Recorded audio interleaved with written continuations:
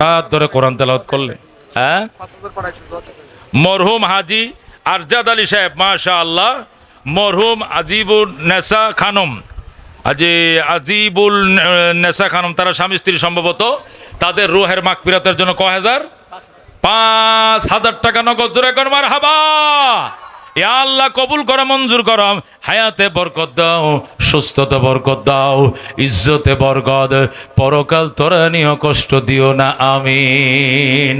হযরতে আলকামা রাদিয়াল্লাহু তাআলা আনহুকে আল্লাহর হাবিব সাল্লাল্লাহু আলাইহি সাল্লাম হেল্প করার জন্য 4 জন সাহাবী পাঠাইলেন। সারা রাত ধরে কোরআন তেলাওয়াত করলো, সূরা ইয়াসিন পড়ছে, আর রহমান পড়ছে, তাবারাকাল্লাযী পড়ছে, ওয়াকিয়া পড়ছে। দাঁতের জামি ছুটে নাই, কালমাও নসিব হয় না। আল্লাহর হাবিব সকালবেলায় আলকামার আম্মাকে তার দরবারে ডাইকে বলে, আলকামার আম্মা, আলকামা দুঃসময়, মৌতের বিছানায়, দাঁতে দাঁতে জামি লাগছে, তোমার কি কোনো দাবি আছে? সন্তানের প্রতি কোনো দাবি আছে? আমার আলকামা আমারে অনেক দেখতে পারতো, আদর করত, কিন্তু যেদিন থেকে আলকামাকে বিয়ে করাইলাম ওই দিন থেকে সে স্ত্রীর মুরিদ হয়ে গেছে।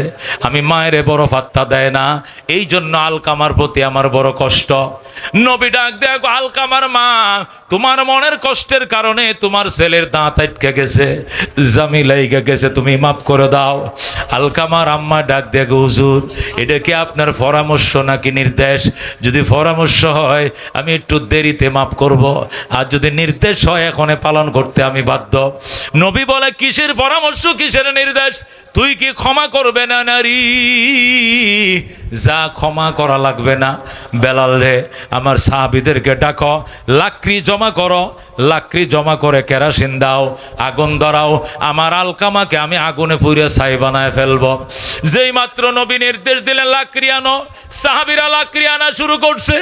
আলকামার আম্মা নবীর কদমে পড়ে কান্দে, ইয়া রাসূলুল্লাহ, ইয়া হাবিবাল্লাহ, আমার আলকামারে আমি মাফ করে দিয়েছি, আলকামার গায়ে আগুন দিয়েন না, আমি তারে ক্ষমা করে দিলাম। আল্লাহু আকবার। যেই মাত্র মা বলছে ক্ষমা করে দিলাম, সাথে সাথে নবী কো মন থেকে ক্ষমা করছেন, মন থেকে ক্ষমা করলাম। রসুল কো, বেলাল রে, এবার আলকামার বাড়িতে যাও, কালমার তালকিন চালাও।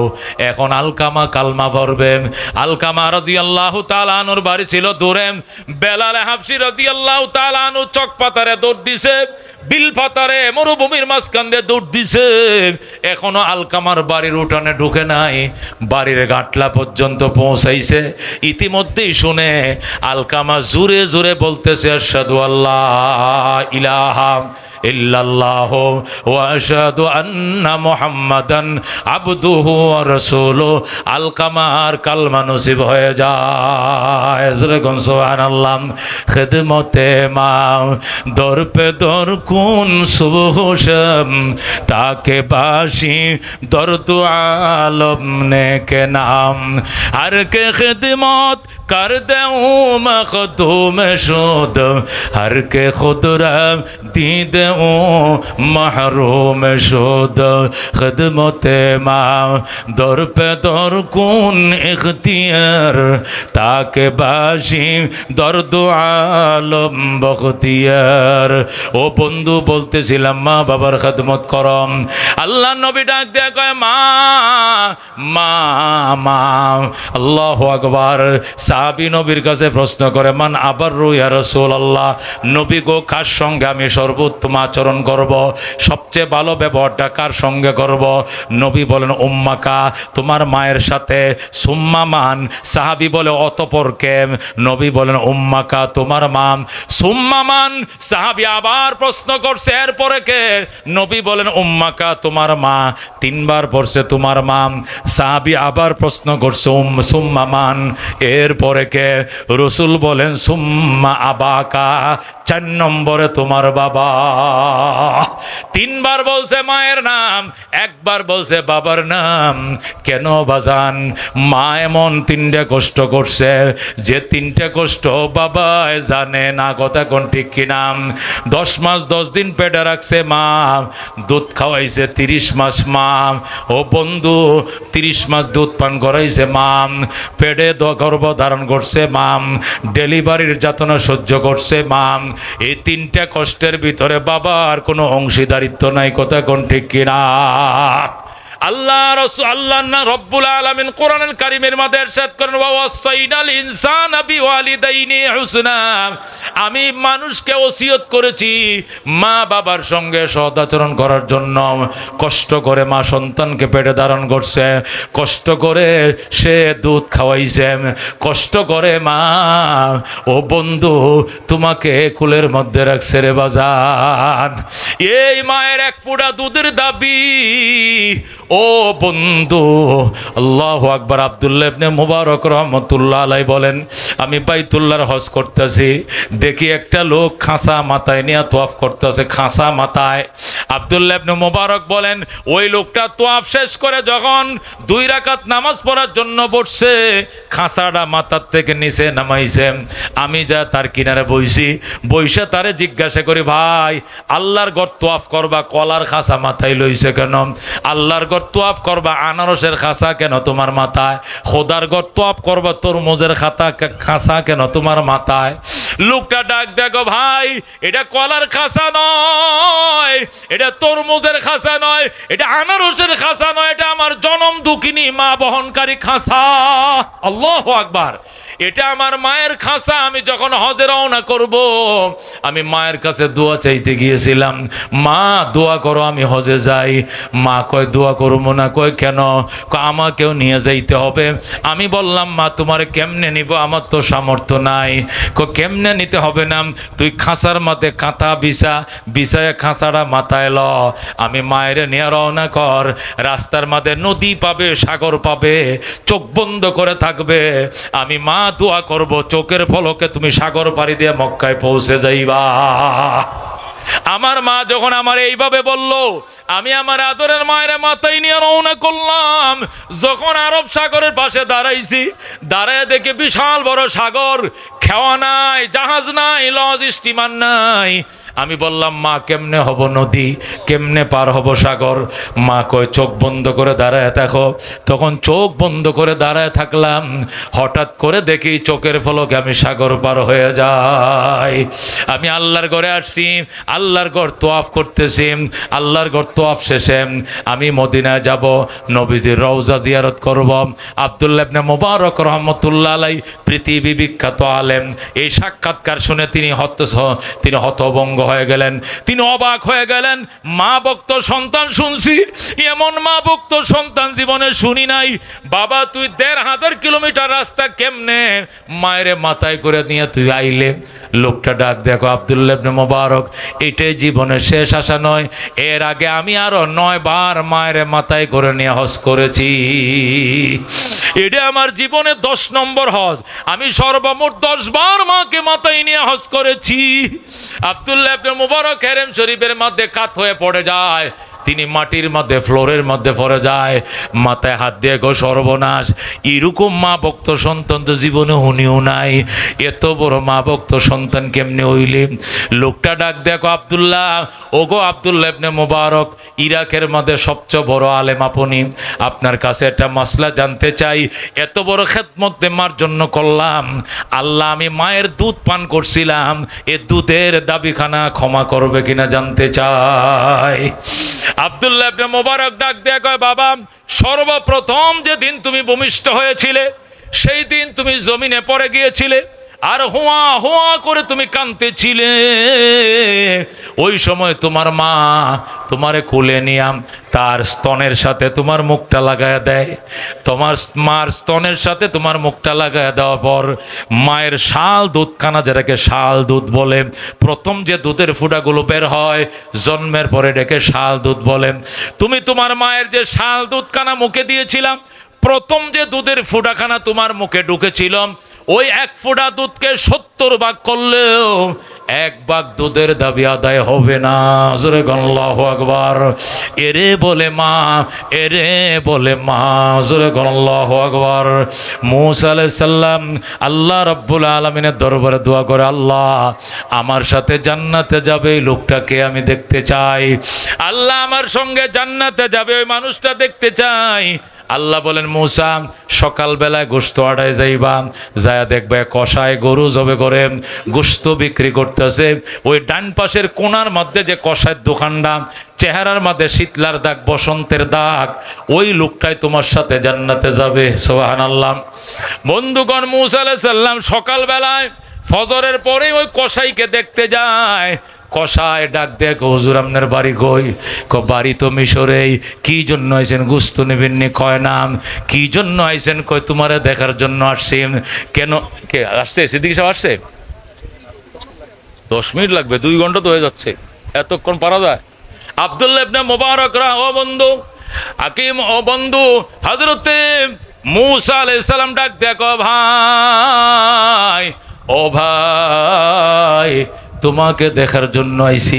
কসাই কো, আমার মতো কালো চেহারাওয়ালা লোক এই দেশে নাই। আমার চেহারা কুশ্রী, কালো, স্মৃতি নাই, মায়া নাই। আমারে দেখার জন্য তুমি কেন পাগল হয়ে গেলা? লোকটা ডাক দেখ, ওই মূসা আলাইহিস সালাম ডাক দেখো, ভাই, কেন পাগল হয়েছে রে এখন বলা যাবে না, সময় হলে বলবো। কসাই কয়, ঠিক আছে, দেখো তুমি। মূসা আলাইহিস সালাম সারাদিন পর্যন্ত লোকটার দিকে তাকিয়ে রইলেন। সন্ধ্যাবেলায় কসাই গোশত বিক্রি করে বাড়ির দিকে চলে যায়। অল্প একটু গোশত মায়ের জন্য নিয়ে বাড়িতে যায়। বাড়ির দিকে রওনা করছে। ওই মূসা পয়গম্বর কসাইয়ের সামনে যায়, কো, ভাই, কই যান? কো, বাড়িতে যাই। আপনারা দেইখা তৃপ্তি হয় নাই, মন চাইতেছে আরও দেখার জন্য আমি আপনার বাড়িতে যাব। মূসা আলাইহিস সালাম যখন বলছে বাড়িতে যাব, কসাই বলে, ঠিক আছে, চলেন। আল্লাহর নবী মূসা আলাইহিস সালাম কসাইয়ের বাড়িতে গেল। কসাই মূসা নবীরে চিনে না। কসাই মনে করছে কোনো আলেম হবে, মসজিদের কোনো ইমাম হবে। এই জন্য লোকটারে ঘরের কোণার মধ্যে চকির মধ্যে বসায় রাখছে। বসায় রাইখা কো, হুজুর আপনি বসেন, আমি রান্না বসাইছি। কসাই গোশত নিচে রান্না বান্না করছে, নিয়ে গোশতর থেকে একটু গোশত লিকুইড করে মার কিনারে যায়, মারে খাওয়ায়। মা এক এক ডোব গোশত খায় আর আলহামদুলিল্লাহ বলে শুকরিয়া জানায়। মা কিছুক্ষণ খাইছে, খাওয়ার পরে ইশারা দিতেছে, মুখ ধোয়া দাও, খামু না। আল্লাহু আকবার। কসাই তার মায়ের মুখ ধোয়া দিছে কাপড় দিয়া, আল্লাহু আকবার ডাইকা রাখছে। মা 2 হাত বাড়ায় আল্লাহর দরবারে কান্দে, আল্লাহ, মাবুদ গো, অনেক দিন পর্যন্ত আমার মন চাইছিল গোশত খাওয়ার জন্য, কিন্তু আমার জবান বন্ধ, কথা বলতে পারি না। আজকে আমার ছেলে স্বেচ্ছায় গোশত এনেছে, গোশত পাক করে আমারে খাওয়াইছে। আল্লাহ, আমার ঘরে তোমার নবী মূসা পয়গম্বর বসা, আমার ছেলে মূসা নবীরে চিনে নাই। পয়গম্বরের মুখে খাবার না দিয়া আমি মায়ের মুখে আগে খাবার দিছে। আল্লাহ গো, আমার সন্তানরা তুমি মাফ করে দাও, আর হাসরের ময়দানে আমার সন্তানকে মূসা নবীর সঙ্গে হাসর করিও। সুবহানাল্লাহ। বন্ধুগণ, মহিলা দোয়া করতে দেরি, মা দোয়া করতে দেরি, আল্লাহ কবুল করতে দেরি করে নাই। মহিলার দোয়া যখন কবুল হয়ে যায়, মূসা আলাইহিস সালাম আল্লাহু আকবার করে চিল্লান দেয়। কসাই কো, হুজুর আপনি চিৎকার দিলেন কেন? তোমার মা এমন দোয়া করছে, দোয়াটা করতে দেরি হয়েছে, কবুল হইতে দেরি হয় নাই। লোকটা ডাক দেখো, আমার মা তো জুবান বন্ধ, কথা বলতে পারে নাই, দোয়া করলে মনে মনে করছে, আপনি শুনলেন কেমনে? মূসা আলাইহিস সালাম ডাক দেখো, বাবা, তুমি আমারে চিনো নাই, আমি আল্লাহর পয়গম্বর জমানার নবী মূসা আলাইহিস সালাম। আল্লাহ আমার কানের মধ্যে পয়গম্বরে মাইক্রোফোন লাগায় রাখছে, আমি দূরের জিনিসও শুনতে পাই, আল্লাহ আমারে শোনায়। তোমার মা গোশত খায় এমন খুশি হইছে, দোয়া করছে, দোয়াটা করতে দেরি, আমার আল্লাহ কবুল করতে দেরি করে নাই। আল্লাহ তোমাকে মূসা নবীর সঙ্গে জান্নাত দিবে। জোরে বল আল্লাহু আকবার। এ বন্ধু, বলতে চাইছিলাম, এটাই মা বাবার দোয়া, এটাই মার দোয়া, এটাই মার দোয়া। আল্লাহু আকবার। আল্লাহ 2009 সনে আমার পরিষ্কার মনে আছে, 2009 সনে আমি হজে গেলাম আমার মায়ের নিয়ে। ডিসেম্বর মাসের 1 তারিখ আমাদের ফেরত ফ্লাইট ছিল। ডিসেম্বরের 1 তারিখ আসছি, আল্লাহু আকবার। আয়সার পর 4 তারিখ ছিল আমার মাহফিল ব্রাহ্মণবাড়িয়াতে। 4 তারিখ মাহফিল ছিল, ডিসেম্বরের 4 তারিখ ব্রাহ্মণবাড়িয়া মাহফিল। তো ওই দিন ঢাকা শহর, সারা বাংলাদেশ হরতাল। কেন হরতাল? ওই দিন আওয়ামী লীগ গভর্নমেন্ট ঢাকা সিটিরে 2 ভাগ করছিল 9 সালে, ডিসেম্বর মাসে, 10 সালে, হ্যাঁ 10 সালে না কয় সালে পুরা মনে নাই। আমি হজ থেকে 1 ডিসেম্বর আসছি, 4 তারিখ আমি সিলেট যাচ্ছি। যাওয়ার পথে এদিন হরতাল চলছে। কেন? ঢাকা সিটিকে উত্তর দক্ষিণ করে 2 ভাগ করা হলো কেন? ঢাকাকে 2 ভাগ করা হলো কেন? এই জন্য বিএনপির জোট হরতাল ডেকেছিল। হরতালের মধ্যে রোডঘাট ফাঁকা, আমার ড্রাইভার স্পিডে গাড়ি চালাইছে সিলেট রোডে। ইটাকলা একটা জায়গা আছে নরসিংদী, ইটাকলা যখন গেলাম, হঠাৎ করে সাইড রোডের থেকে একটা বটবডি আইসা উঠে গেছে রোডে। এখন ড্রাইভার কইতে, হুজুর চোখ বন্ধ করেন, এখন মারাত্মক অ্যাক্সিডেন্ট হবে। আমার গাড়ি 120-এ, আর 20 হাত দূরে আইসা স্পিডে উঠে গেছে। আমি গাড়ি কন্ট্রোল করলে পোল্টি খাবে গাড়ি, আর কন্ট্রোল না করলে ওইও মরবে, আমি মরবে, যেটাই হোক একটা হবে, চোখ বন্ধ করেন। আমরা 4 জন ছিলাম, চোখ বন্ধ করে লা ইলাহা ইল্লা আনতা সুবহানাকা পড়তেছি। গাড়িটা আমি স্পিড কমানোর কারণে বডিটা পার হয়ে গেছে, কিন্তু হালকা একটু ড্রাইভটা ঘোরানোর কারণে 3টা কড়ি গাছ ভেঙ্গে, 3টা রেন্টি গাছের চারা ভেঙ্গে ও ইটা কলার পরে এক জায়গার মধ্যে নরসিংদীতে গাড়ি যায় 20টা পোল্টিকায়, এই কড়ি গাছের ভাঙ্গা পোল্টিকায় যায় নিচে পড়ছে। আল্লাহু আকবার। এরপরে বোনার যায় সব ওই জ্বালা খেতে, ইরিদানের জ্বালা খেতের মধ্যে বোনার সহ গাড়ায় গেছে, গাড়ি ভেঙ্গে চোরমার হয়ে গেছে। আমি এর 3 দিন আগে হজ থেকে আসছি, তাও মাকে নিয়ে হজ থেকে আসছি। তা আমার মা তসবি পড়তেছে, তসবি পড়তে পড়তে ঘুমায় পড়ছে, যায় না মাঝে ঘুমাইতেছে, স্বপ্ন দেখে যে আমার ছেলের গাড়িটা ঘুরতেছে। আল্লাহু আকবার। তা আমার মা বলতেছে, এই গাড়ি থাম থাম, তোর ভিতরে আমার ছেলে বসে রয়েছে। পরে দেখছে গাড়িটা থামছে, সাথে সাথে আমার ওয়াইফরে বলতো, বউ আমার অলিউল্লাহর একটু ফোন দেওছে, সে কোথায় আছে, আমি এরকম খারাপ স্বপ্ন দেখলাম কেন, দেখতেছি তার গাড়িটা ঘুরতেছে। এরপরে আমার ওয়াইফ আমার ফোন দিতেছে, যখন ফোন বাজতেছে তখন বাম পকেটের মধ্যে আমার মোবাইলটা, সিমেন্সের সেট, আগের দিনের ওই ডান্ডিওয়ালা সেটগুলো ছোট সিমেন্সের, এটা রিং রিং বাজতেছে। এখন আমি কি মোবাইল ধরবো না আমি কানবো, কারণ আমি তো স্পট ডেড হওয়ার কথা। হাজার হাজার মানুষ ইটাকলা বাজার থেকে ডেড বডি উদ্ধার করার জন্য আইতেছে, অথচ গাড়িটা মুয়ার মতো ব্যঙ্গে চুরমার। আমরা গাড়ির মধ্যে সম্পূর্ণ 4 জন 4 জন অক্ষত আছি, যেরকম আল্লাহু আকবার। আমাদের কিছু হয় নাই। রিংটা যখন আমি ধরলাম, ধরে দুমোর উপর দন বেলতেছি, আর বলতেছে, হ্যাঁ বলো। মা বলতেছে, বাবা আমি বউয়ের ফোন দিয়ে মোবাইলটা ধরতে বলছি, তোমার কি কোনো সমস্যা, তোমার কি কোনো সমস্যা? তখন আমি কি বলবো বলেন, সমস্যা মানে কি?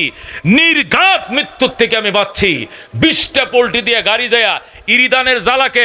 সাইফুর রহমান যখন রুট করছিল, 2 পাশে যে খাল খনন করছে, মাটি উঠাইছে, সেই গর্তের মাঝে ইরিদানের জ্বালা ফালছে নরসিংদীর মানুষ, সেই জ্বালা ক্ষেতের মাঝে যে বোনার শ্রদ্ধা সব গাড়ায় গেছে। সেখানে বোনারের তলে বসে আমি রিসিভ করি, আর মা বলে, তোমার কি কোনো সমস্যা বাবা? আমি দেখছি তোমার গাড়িটা ঘুরতেছে, যেরকম আল্লাহু আকবার। তখন আমি বললাম, মা আলহামদুলিল্লাহ, তোমার দোয়ার বরকতে নিশ্চিত মৃত্যুর থেকে আল্লাহ আমাকে বাঁচাইছে, যেরকম আল্লাহু আকবার। এরে বলে মা, একে বলে মা, নির্ঘাত মৃত্যুর থেকে আল্লাহ হেফাজত করবেন মায়ের দোয়ার বরকতে। আজকে টাইমের উপর ওভার টাইম করো সন্তান, কিন্তু সুখ নাই সংসারে, দোকান বাকিতে শেষ করতে পারো না, কর্জ ঋণ শোধ করতে পারো না, বরকত নাই, মার খেদমত করো না। শ্বশুর বাড়িতে গেলে ফল ফুলের অভাব নাই, মায়ের জন্য এক কালি কমলা নিতে তোমার সাহস হয় না, কথা ঠিক কিনা? এই জন্য মা বাবার খেদমত করতে রাজি আছেন তো ইনশাআল্লাহ? মহব্বতের সাথে লা ইলাহা ইল্লাল্লাহ, লা ইলাহা ইল্লাল্লাহ, লা ইলাহা ইল্লাল্লাহ, লা ইলাহা ইল্লাল্লাহ, মুহাম্মাদুর রাসূলুল্লাহ।